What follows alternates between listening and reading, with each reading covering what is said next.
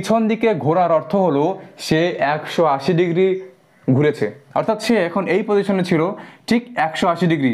এই যে হচ্ছে 45, এই যে হচ্ছে 90, কত হলো 135, আর এখানে হচ্ছে কত হলো 35, তাহলে মোট কত হলো, মোট হলো 180 ডিগ্রি। সে কত ডিগ্রি ঘুরেছে, 180 ডিগ্রি ঘুরেছে। সো এখন সে কোন দিকে দাঁড়িয়ে আছে বলো তো, সাউথ ইস্টের দিকে। কোন দিকে, সে এখন সাউথ ইস্টের দিকে মুখ করে দাঁড়িয়ে আছে।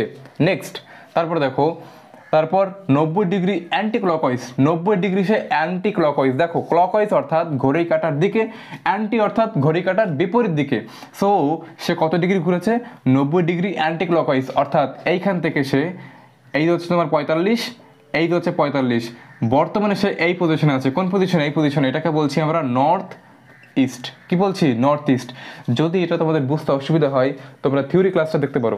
সো এখন সে কোন দিকে আছে, নর্থ ইস্ট।